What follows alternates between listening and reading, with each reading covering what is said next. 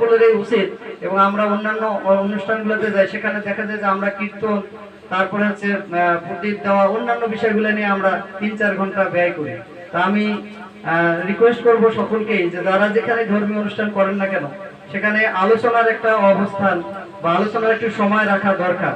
সেই সময়টার মধ্যে আমরা সেখানে আমাদের ছাত্রদের করণীয় কি, আমরা শিক্ষক আমাদের করণীয় কি, আমাদের বাচ্চা কাচ্চা যারা আছে শিশু তাদের করণীয় কি, আমরা যারা সংসারী মানুষ তাদের করণীয় কি, আমরা যারা সংসারের একটু বেশি বয়স বানপ্রস্থী তাদের কর্ম কি, বা সন্ন্যাসী কর্ম কি, আসলে এই বিষয়গুলো নিয়ে আমাদের আলোচনা করা উচিত।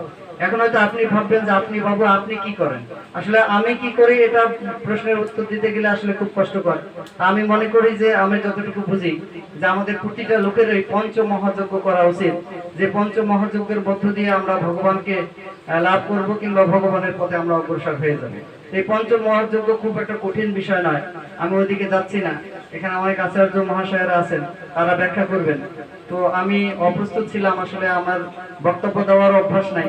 তো আমরা আশা করব যে গীতার জ্ঞান নিয়ে আমরা আমাদের স্ব কর্মে উদ্দীপ্ত হয়ে আমরা যেন ভগবানের পথে ফিরে যেতে পারি, এবং সবাই শুধু এই কীর্তন গান এগুলো নিয়ে মত্ত না থেকে সংসারে থেকেই ভগবানকে যে লাভ করা যায় সেটাই হলো আসল কথা। যে সংসারে থেকেও যদি আমরা, যারা ব্রহ্মচারী সন্ন্যাসী তারা তো ভগবানকে ডাকবেই, কিন্তু সংসারে থেকেও যদি আমরা ভগবানকে ডাকতে পারি, এটাই হলো সবচেয়ে বড় কথা।